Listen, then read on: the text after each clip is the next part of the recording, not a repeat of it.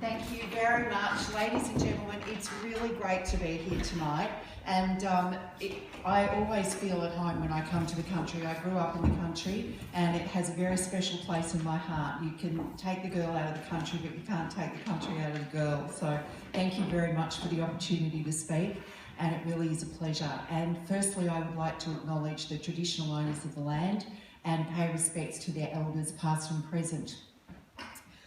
Can I just ask you, how many people in the room, okay, good, it works. How many people in the room have a personal experience with dementia? Somebody that you know, a family member, okay, so just look around, because that's representative, really, of the population, of the general population. For me, it was my dad, and we didn't realise that Dad was getting dementia. And the first thing that we noticed was not memory, because he didn't have dementia with Lewy bodies. He actually had a type of dementia called, he had dementia with Lewy bodies, not Alzheimer's disease. And it's a type of dementia that people who live with Parkinson's disease can get. And I was down at Mum and Dad's in Warrnambool one weekend, and one of my daughters was with me, and she was sitting at the kitchen table talking to Dad, and he said, "All right, Miss Madeline, tell me what you've been up to."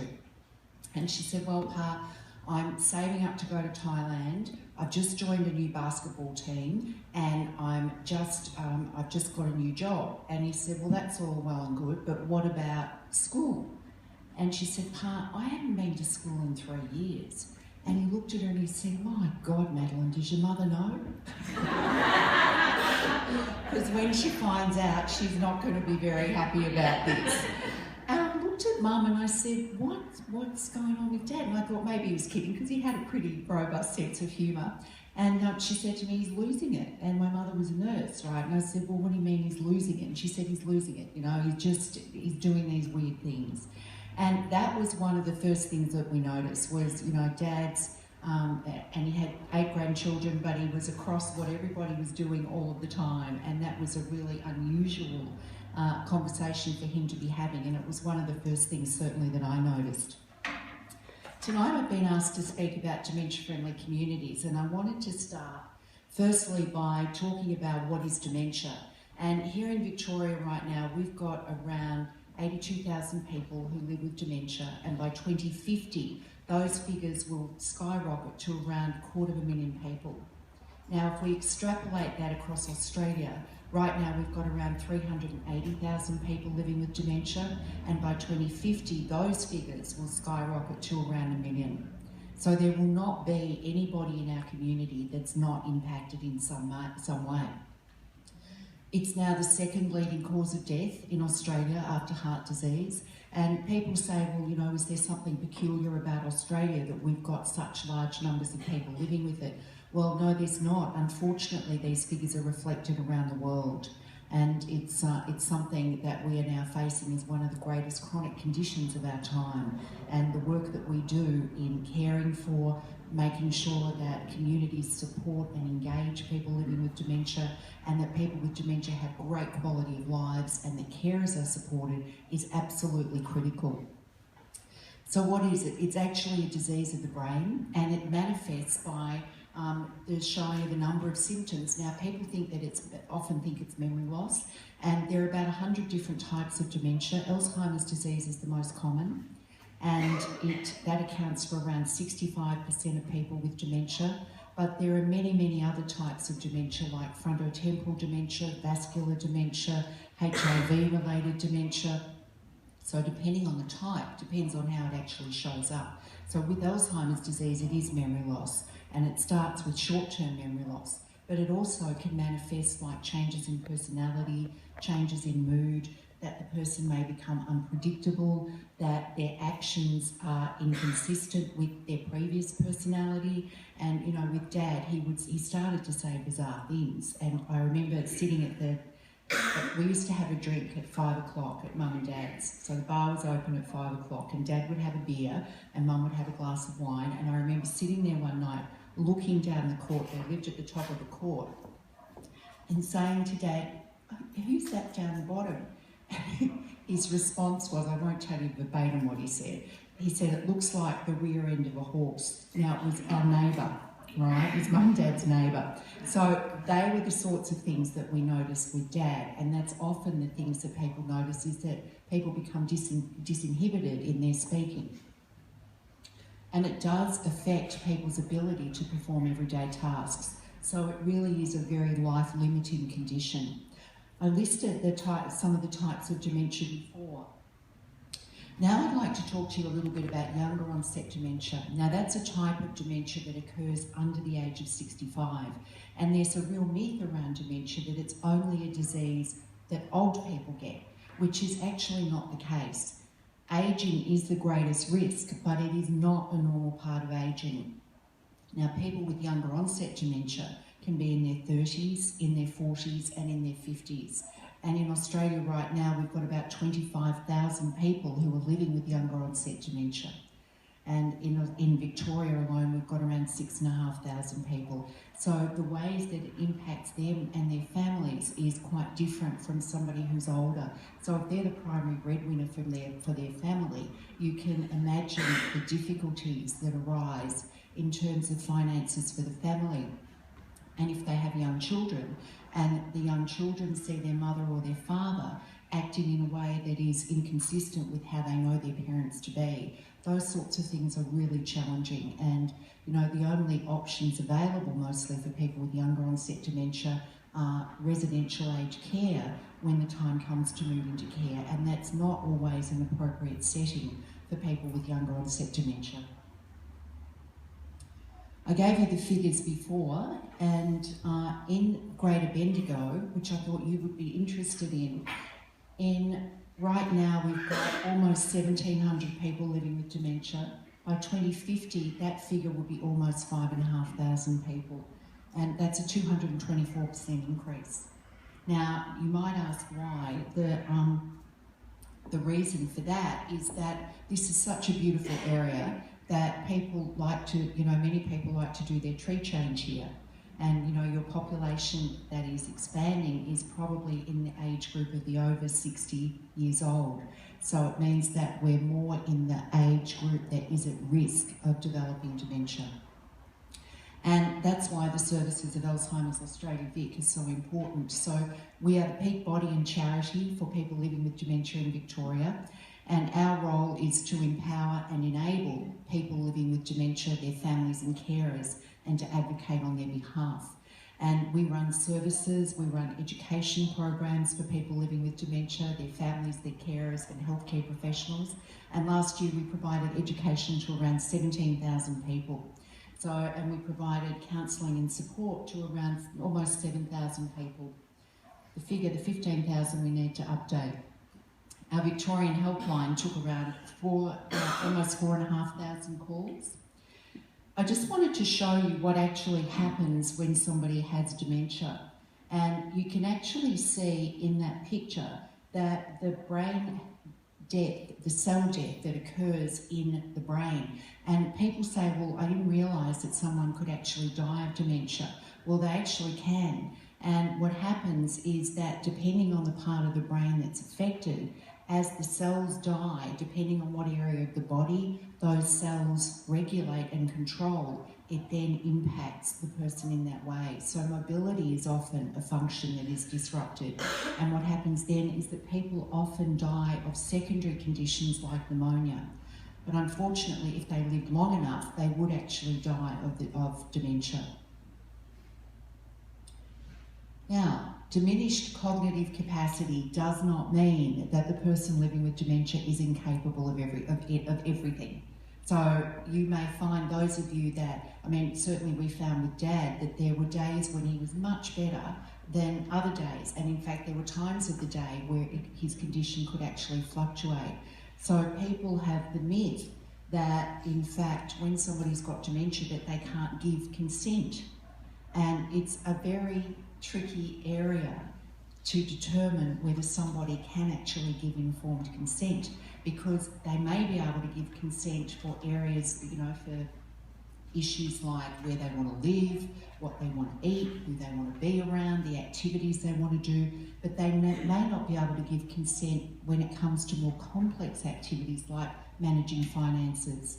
So it's not a broad brush thing, it's not cut and dried, and capacity can change on the same day, it can change over time, and it can certainly be inconsistent and unpredictable. And it's why I think that we have so many challenges in making sure that people with dementia's wishes are upheld. So what I've been asked to talk about today is a dementia-friendly community, and if ever dementia-friendly communities will be successful, it's in regional areas. And that's because in regional areas, people look out for each other. And you know each other, and you know families. There's a lot of connections and networks in regional areas, and there's a general attitude of generosity. And one of the projects that we're working on at the moment is with Beechworth and Indigo Health, and I'll talk a little bit about that. But a dementia-friendly community is one in which people living with dementia are supported to live the best quality of life that they can, and supported to remain engaged and connected in the community, doing the things that they love.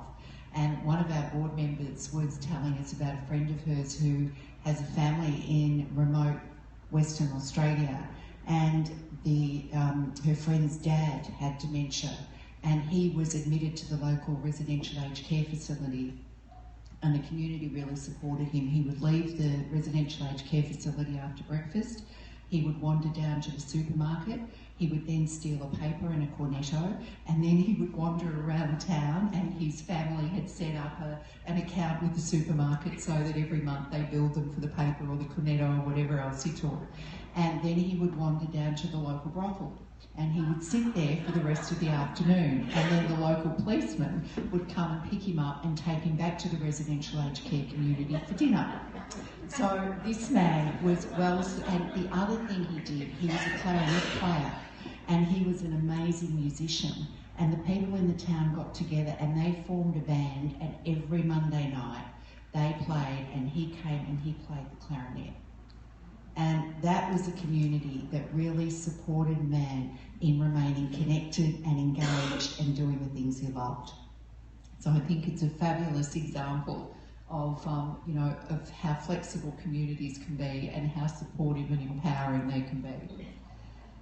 So there are a number of principles for a dementia-friendly community, and they really the first one starts with people living with dementia, and our consumers have a saying, nothing about us without us. And asking people what they want and what's important to them is really important, because people say to us, well, give us a template, right? Tell us what it is and we'll do it, because people want to be supportive of people. And it's actually not that simple. It's the people in the area. What is it that they want? What is going to make the difference for them? So that's the first place to start. The second one is to increase awareness and understanding of dementia. And today we're at, Christine and I were at Parliament House this morning, and we had our Parliamentary Friends of Dementia event, and we were releasing a program called Engage, Enable and Empower. And it's a program that is all about engaging people living with dementia and what they want to do and what they love. And we had one of our consumers with younger onset dementia. She was speaking, she's a teacher, and she was saying that friends often say to her, look, there's nothing wrong with you, you look completely fine. And that's one of the challenges people living with dementia usually do, unless they're in advanced stages. And it's really hard to detect when somebody has a cognitive impairment, and then they will start to do something that's out of character or is considered strange, and then because people don't understand, they respond in ways that are not supportive for the person. So increasing understanding and awareness is really, that's one of the early steps. And then engaging in activities suitable for people living with dementia and the things they love. The other one is that we need to continue to recognise that people living with dementia still have talent, skills, and can be very engaged and beneficial members of our community, and we need to support that for as long as it works for the person living with dementia. The other issue is diagnosis. It takes around 3 years for somebody to get a diagnosis of dementia. If you have younger onset dementia, it can take up to 7 years. Now that's a massive issue because people know that there's something wrong.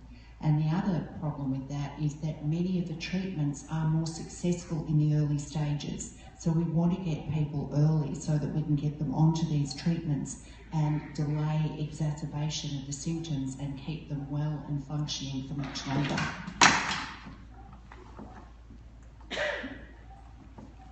Also, the community needs, the other one is around carer support. Now, we know that people who are carers for people living with dementia have much worse health outcomes than carers of other conditions. And if we don't support carers, there's no way that they can keep their loved one at home and care for them in the environment that's important to them. So supporting carers, keeping them engaged is really important, and what our consumers tell us is that it is the most profoundly isolating diagnosis, that family and friends stop coming around, that people don't know what to do, and the resource that we launched today is all about that, you know, the sorts of activities that people can do when they're visiting or with somebody living with dementia in either community care, in a community setting, or in residential aged care. And it is in everybody's interest for the person. We all want to stay at home for as long as we possibly can. So it's in everybody's interest that that happen. And then improve transport and travel options, and particularly in rural areas, because where you've got a lack of infrastructure around public transport, it's very difficult when people live in remote areas, and particularly if they can no longer drive.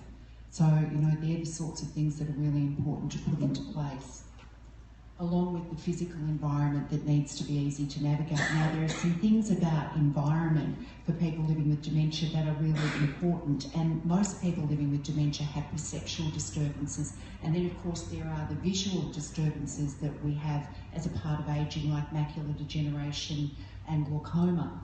But people living with dementia can have disturbances where stripes can occur, like they're billowing. And if they walk into, and you'll notice in, you know, all of our new public places, they have these pristine white bathrooms. When people living with dementia walk in, it looks like snow. They can't tell the toilet from the hand basin, from the floor or the ceiling. And many of our family members say to us, look, I don't get it. Dad or Mum walks into the toilet and they wee in the corner. Why don't they wee in the toilet? Well, they don't wee in the toilet because they can't actually see it.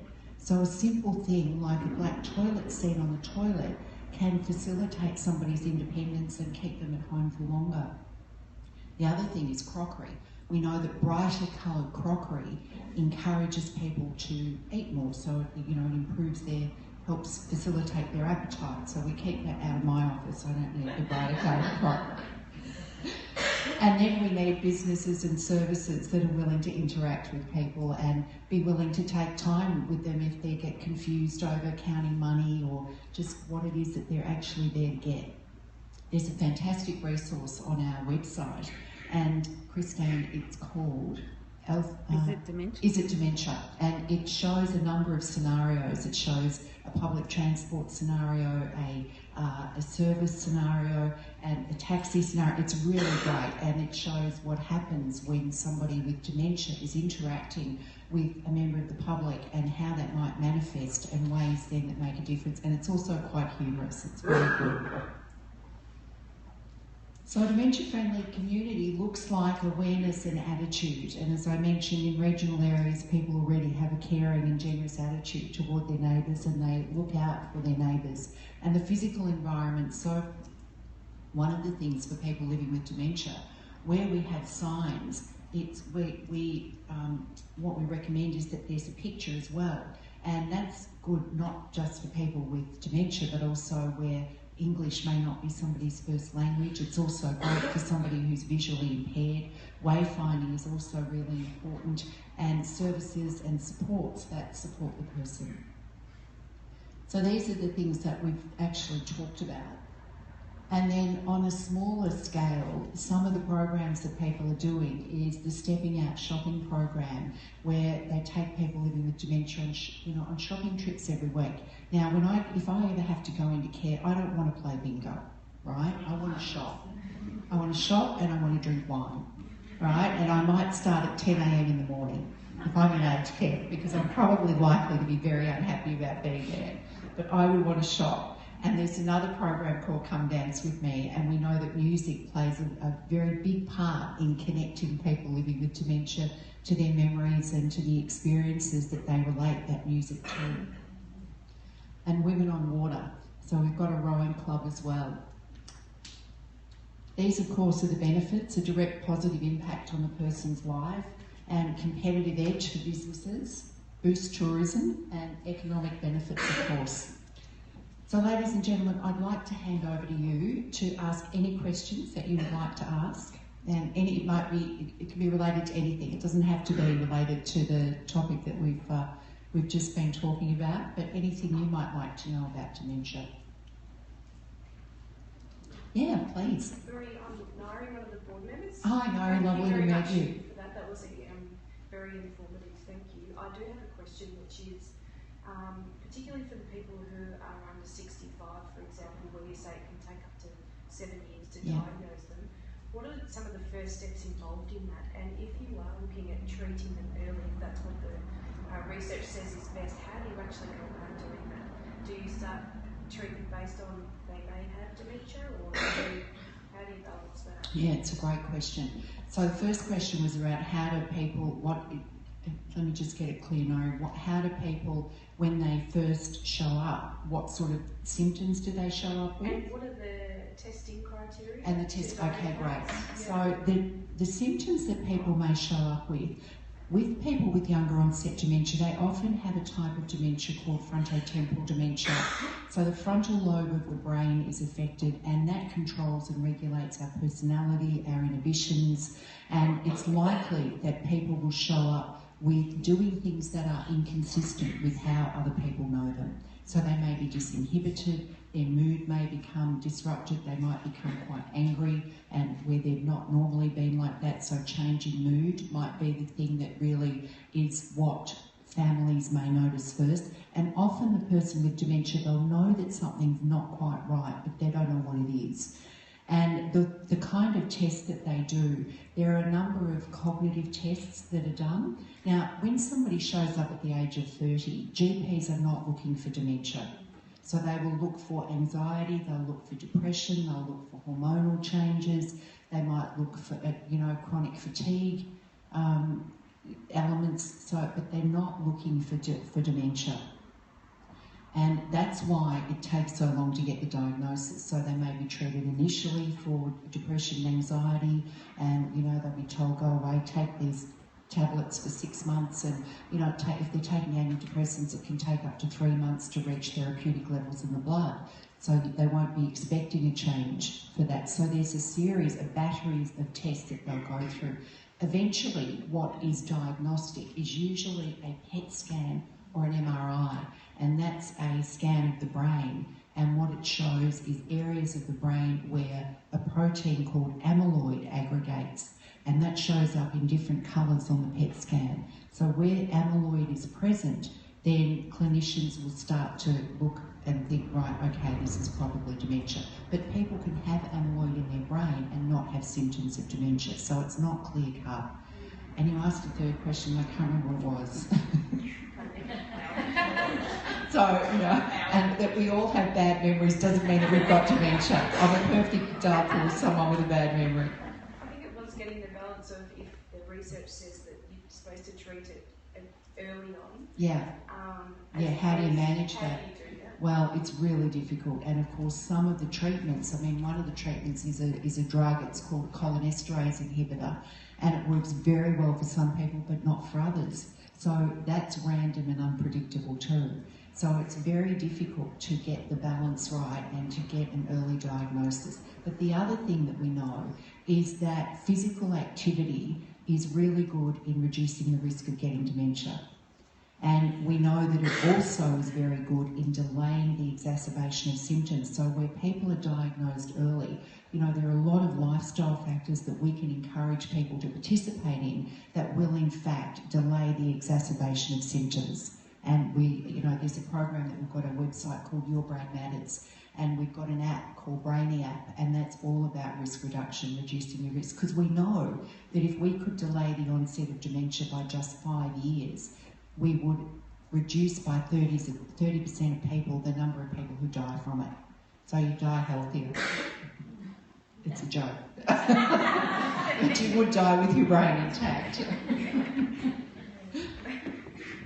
Any other questions? Yeah, Dan. Can you tell us a bit more? You recently got the Premier's Award for the... Oh, the virtual dementia experience. Okay. Thank you for raising that. We one of the things that we've developed, I mentioned before that part of our business is around education, and our education programs people love, right? But the challenge was that they would leave with a very good intellectual understanding of dementia, but they go back to organisations, and organisations may not want to implement the sorts of learnings that they've got, even though they're world's best practice and all of that stuff. So we decided that what we needed to do was actually do something where we created an experiential environment for people, where we could simulate for them the experience of what it's like to have dementia. Now, we've done that using video game technology, and we take people through a house through the eyes of someone living with dementia. And so they get, one of the things that many people talk about is bugs crawling around, and there are no bugs. And, you know, that can be a feature of Lewy body's dementia, and the billowing walls I talked about with the striped wallpaper. And, you know, those sorts of things can create fear for people living with dementia, because we respond to the reality that's coming to us. Now, if you're working in residential aged care and you're wearing particularly patterned clothing, people with dementia may respond in a way, you know, to protect themselves from what they see coming at them, even though it's not our reality, it's theirs. And so with the virtual dementia experience, we take people through, and our belief was that if we could change people's attitude, it would change their behaviour, which would in turn change their practice, and that would improve the quality of life and care for people living with dementia. And we're delighted to say that that's exactly what's happened. And we've won a number of state, national and international awards. We won the state, national and international I Awards, which is like the Oscars of technology. And then a few weeks ago, we won the Microsoft Imagine Cup in the area of global citizenship, which was really amazing. And we were invited last year to the Game Developers Conference in San Francisco. Now, I've got to tell you, it was like a week on the Big Bang Theory. It was unbelievable. And just the, you know, I mean, the world that they live in, they are so smart. It is intimidating. But they were really delighted to see what we'd actually done with video game technology, because it's not been done anywhere else in the world. And it was a privilege to be there, and you know, it's been fantastic, the results that we're having from the virtual dementia experience, because it really is changing practice. And we're now seeing a change in clinical indicators like falls, a reduction in the use of antipsychotic medication, reduction in aggressive incidents, all of the things that we want to see that really does promote better care for people living with dementia. We've just started a new one called the Forest Project, and it's actually for people living with dementia, and we partnered with Life UH Care, and people with dementia sit in front of it and they engage with the forest, and they have total control over what happens. You know, there are animals that come in when they wave their arms, and the seasons change and the leaves fall off the tree. It's beautiful, and it's fabulous to see the level of engagement that they have and the fun they have with it. Okay, well, ladies and gentlemen, thank you so much for your hospitality tonight. It's a pleasure to be here, and I really want to acknowledge you at Heathcote Health for the work that you've done, and AGMs are the perfect place to showcase that work, and I congratulate you and I thank you for the difference that you